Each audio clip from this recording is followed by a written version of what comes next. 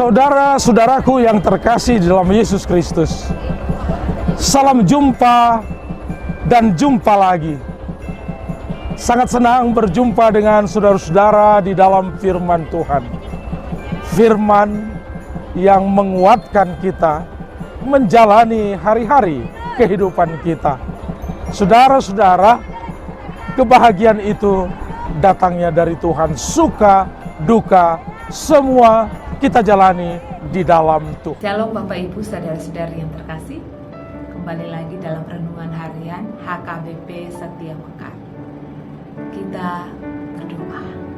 Kasih karunia dan damai sejahtera yang daripada Allah Bapa dan anaknya Tuhan Yesus Kristus menyertai saudara-saudari sekalian. Amin. Firman Tuhan yang boleh kita dengarkan pada hari ini tertulis dalam Yehezkiel pasal 20 ayat 17. Demikian bunyinya. Tetapi aku merasa sayang melihat mereka, sehingga aku tidak membinasakannya dan tidak menghabisinya di padang gurun. Demikianlah firman Tuhan.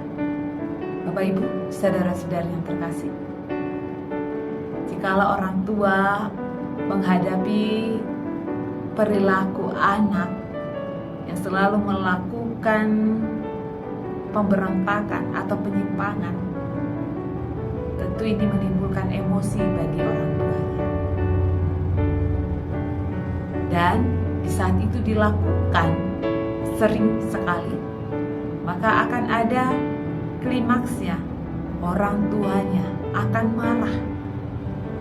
Dan terkadang tidak sedikit yang mengatakan bahwa tidak anaknya lagi dan diusir dari rumah. Itulah orang tua yang begitu dalam kekesalannya terhadap anaknya. Allah juga bisa marah terhadap umatnya jikalau hal itu terjadi berulang-ulang. Dan melalui firman Tuhan yang disampaikan pada kita hari ini,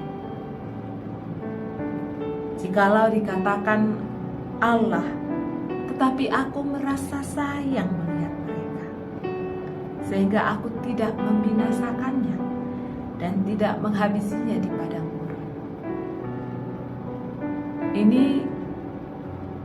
adalah pernyataan yang disampaikan Allah melalui Nabi Yehezkiel kepada para tetua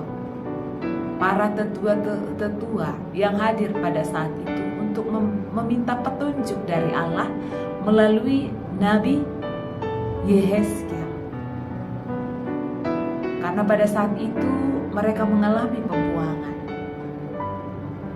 Lalu apa yang menjadi firman Allah yang disampaikan kepada para tetua tersebut? Ternyata Allah mau mengingatkan kembali begitu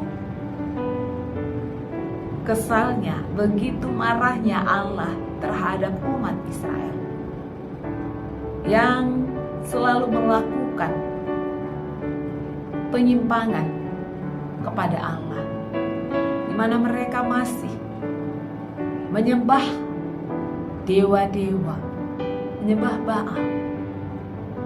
Allah mengingatkan sewaktu mereka di Mesir menuju ke padang gurun, ternyata mereka masih tetap melakukan penyimpangan tersebut dengan menyembah Allah lain. Dan Allah juga murka. Dan sebenarnya Allah menginginkan agar bangsa Israel boleh sampai ke tanah Kanaan. Namun tidak semuanya sampai ke tanah Kanaan. Karena generasi pertama, kecuali Kaleb dan Yosua, mereka sampai ke tanah Kanaan. Tetapi generasi yang pertama tidak ikut. Generasi yang kedua lah yang ikut bersama dengan Yosua dan Kaleb ke tanah Kanaan. Karena apa? Karena Allah merasa kesal merasa kecewa. Yang walaupun Allah itu sayang, memang tidak semuanya Allah binasakan. Jikalau Allah itu tidak sayang, Dia pastinya akan membinasakan semua orang pada saat itu.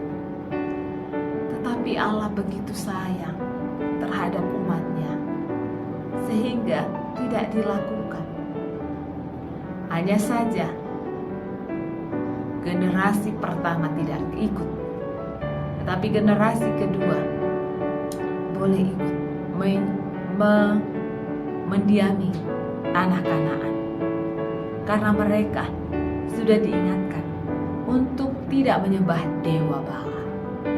Bapak, Ibu, saudara-saudari yang terkasih, Allah begitu kecewa, marah jikalau kita menduakan Tuhan dalam kehidupan kita. Allah tidak tinggal diam, Dia tetap mengajari. Kalaupun firman Tuhan itu katakan bahwa pembuangan itu memang tetap harus terjadi, agar mereka itu menyadari bahwa Allah yang mereka sembah itu adalah Allah yang kudus. Maka bagi kita Bapak Ibu saudara-saudari yang terkasih, marilah untuk tetap setia kepada Tuhan. Kalaupun kita mengalami penyimpangan, melakukan pemberontakan, hukuman Tuhan itu tetap berjalan, di mana Tuhan mau menyadarkan kita akan kesalahan kita. Tuhan mau memurnikan kita untuk tetap setia kepada Tuhan saja.